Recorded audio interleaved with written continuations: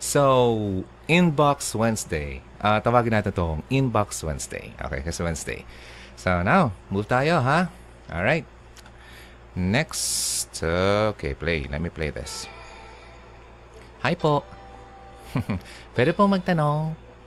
Mag 3 months na sa February 3, na-break po kami. Wait lang.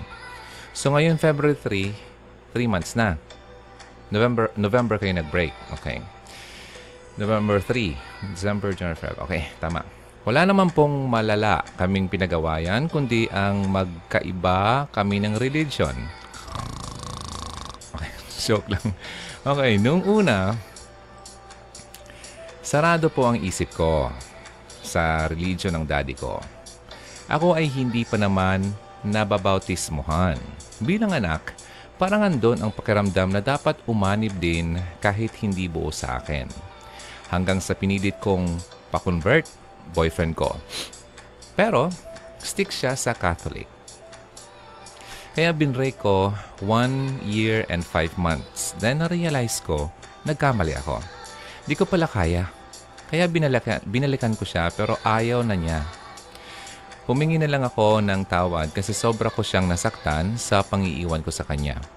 Hanggang after 2 weeks, naging okay na po ulit kami. Pakeming lalaki to. Ay, joke lang. Okay, then, November 3, nagbaliktad naman po ang sitwasyon.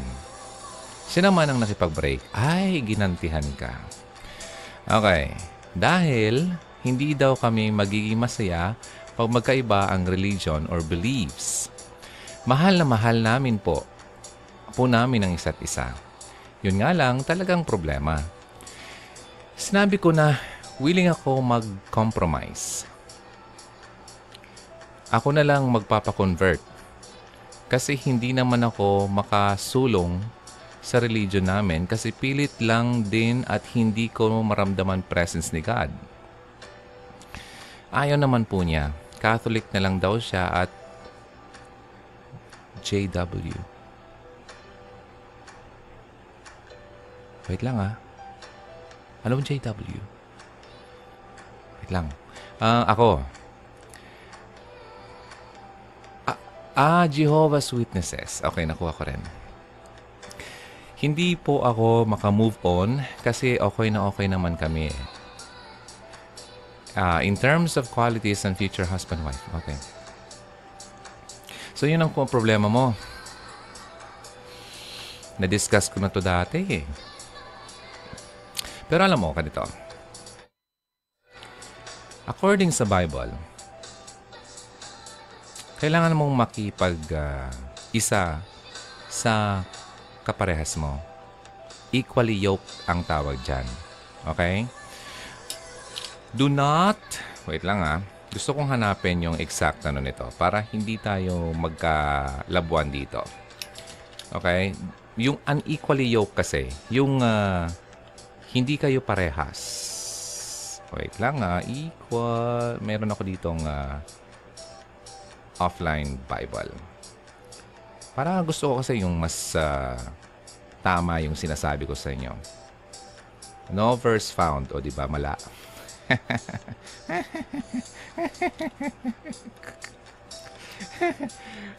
Napahiya ako dito Wait lang. Meron yung mali yung ano ko eh.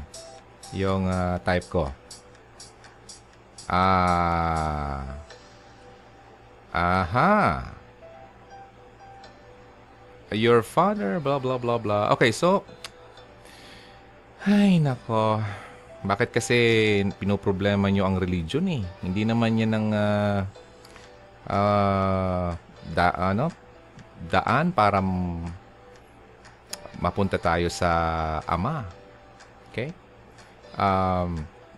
Ayun tuloy, ayos sa akin pakita yung gusto kong i-share sa inyong verse. Okay, sige na nga. Ito na lang. Dito na lang ako sa mas mabuti pa si Mr. Google eh. Sige. Ayan. Ito na. Equally yoked. Ang ibig sabihin yan ay yung biblical teaching yan ng Christianity. Okay?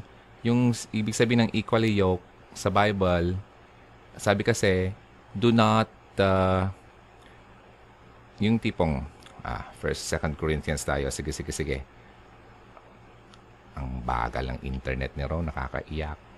Okay, huwag ka daw makipag sa hindi mo, do not, be not, unequally yoked with unbelievers. Okay. So, ang ibig sabihin dito, dapat makipag-isa ka sa taong naniniwala din. Okay? Sa pinaniniwalaan mong Diyos. Okay?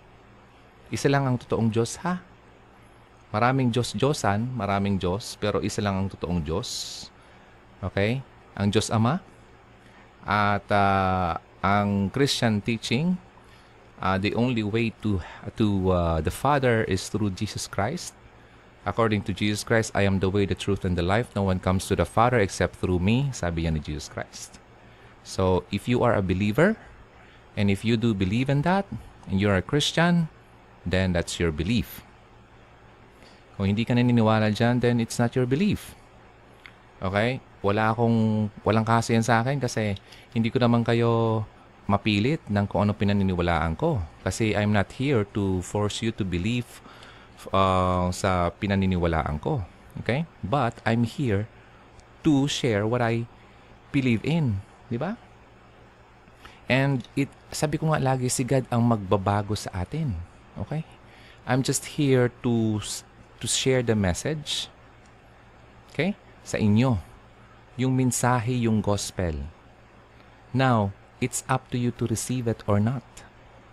I'm here just to pray for you para mabigyan kayo ng malinaw na kaisipan na ma-realize nyo yung dapat. Ngayon, hanggang dun lang ang kaya kong gawin. And inaalay ko kay God ang prayer ko and I just let God do His thing kasi it's not my thing eh. Ano yun eh, hindi ko will eh. It's His will eh. Lahat ng nangyayari sa buhay natin, will yan ni God, okay? I mean, masusunod yung will ni God sa buhay natin, okay? Pero hindi ko sinasabi na mapahama ka at will yun ni God. No. Ayaw ni God na mapahama ka, ayaw ni God na magkasakit ka, ayaw ni God na malungkot ka. Hindi yun ang ibig kong sabihin. Ang ibig kong sabihin, kung anong gusto ni God na mangyari sa mundo, yun ang masusunod. Okay? Now, pagdating naman sa pag-aasawa, eto napakalinaw oh. Kung unbeliever ang asawa mo, huwag kang makipag-isa dyan. Kasi magkakaroon lang kayo ng ng problema sa buhay nyo eh. Sa buhay may asawa. Okay? And being not equally yoked. Hindi kayo parehas. So, dapat ang mag-asawa ay nagsisimba at parehas ang pinaniniwalaan. Huwag kang mag-asawa ng, ikaw, believer ka ni Christ, huwag kang mag-asawa ng tao na hindi naniniwala kay Christ. Ganon yun. And, ganon din sa iba. Bahala na rin kayo kung ano yung pinaniniwalaan nyo. So, para hindi kayo magkaroon ng problema, hanapin mo yung parehas ang paniniwala nyo. Ngayon ito, do not sacrifice your belief. If you do believe in Christ and you sacrifice that just to please the other person, yung guy, para makuha mo lang yung tao, then you're making a big mistake, my dear. Okay? Ipagpapalit mo ang pinaniwalaang mong Diyos sa isang tao lamang. Kawawa ka niyan. Okay? Wag. Let Him go. Alam mo, may ginagawa si God na mga bagay para ma-avoid tayong mapunta sa isang napaka-miserableng buhay. Pagdasal mo ang nararamdaman mo kasi I'm sure hindi yan totoo. You're just feeling happy and complete because of what you feel. Pero panoorin mo yung video ko about peking love. Okay? Fake love. Maintindihan mo yon. And panoorin mo yun yung video ko about yung signs na tinuturing kang girlfriend. And signs na totoo kang mahal ng lalaki. And yun, mga ganun. Marami. Okay? So, ano bang dapat mong gawin? Let go. Okay, huwag mong ipagpalit si God sa isang worldly ambitions, worldly things, makamundong pagnanasa. Okay, makamundong pagnanasa ang magkaroon ng kasintahan, worldly. Although we are being, well, inaalaw ni God na mag-asawa tayo, but it's not our ultimate goal in life. Dito sa mundo, hindi yan ang ultimate goal natin. Ang ultimate goal natin bilang believer is to please God first. Secondary na lang yung iba. Huwag mong ilagay ang isang tao mas nangibabaw sa Diyos kasi nagiging idol mo na yung tao. God hates idolatry. Idolatry. Tama yung term. Yung ina-idol mo yung tao, mas higher than Him, galit siya dyan. He doesn't like that. At hindi ka mabibless kapag ginagawa mo yan. Kapag hindi ka naging obedient sa gusto ng Diyos, kasi nasa 10 Commandments yan eh. Walang ibang Diyos na sasambahin kundi ako lang. So, ginagawa mong Diyos or idol yung boyfriend mo. Kasi imagine, you're willing to sacrifice, compromise your belief para dun sa boyfriend mo just to please the guy. Mali po yon, okay? Huwag mo nang gawin yon. Alam mo, hindi ka magiging masaya dyan. Kasi for life, magiging ganun lang ang gagawin mo. Always pleasing the guy. First, please God muna. Pag na-please mo si God at may faith ka talaga sa Kanya, through Christ, JW ka eh. I believe you believe in Christ, ha? Jehovah's Witnesses. I think so. Yeah. So, basta yun. Yun ang dapat gawin nating lahat. If you don't believe that, then it's up to you. It's your free will. Sabi ko nga, hindi ako nandito para pilitin kayo. Okay? Hindi, ayokong gawin yun eh. Kasi walang namilit sa akin. Na-feel ko lang. Nadama ko lang kasi I believe na mayroong taong nagdasal para sa akin. Para ma-feel ko yung dapat kong ma-feel. At mapunta ako sa dapat kong puntahan. Kaya ako nandito ngayon para mag-share sa inyo ng message, ng gospel na dapat nyong marinig. The gospel is, hindi natin kayang isave ang sarili natin kung walang tulong ang Diyos. May ginawa na si God para ma-save tayo. Si Christ ang nag-receive ng dapat na tayo ang mag-receive. Siya ang umangkin, okay, ng parusa. Then after that, nalampasan niya yon, nabuhay siya. Yun lang. Gagawin mo lang is to receive Him in your life and you will be saved. Kung di mo gagawin yan, walang mangyayari sa'yo. Magalit ka man sa akin, but that's the truth. Yan ang nasa Bible. But then, again, huwag kang magalit sa akin, galing yan sa Bible. Hindi kita pinipilit. Pero pinagdarasal kita, kaibigan.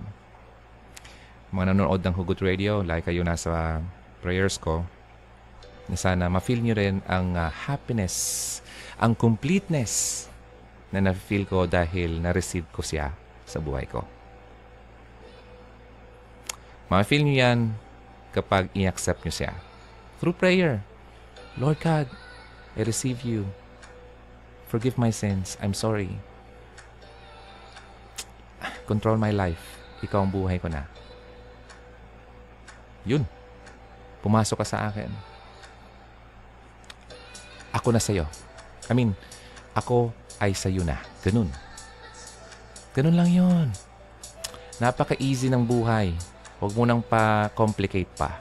Nahihirapan tayo kasi ang tigas ng ulo natin, ang tigas ng puso natin, nakasarado ang utak natin, ang tigas ng puso, nakasarado rin. So, maniwala tayo dyan. Okay? So, yun. More messages ha. Mapuputol tayo every 15 minutes. Then, ito ang Inbox Wednesday. Kasama yung si Ronaldo sa Hugot Radio. Be right back.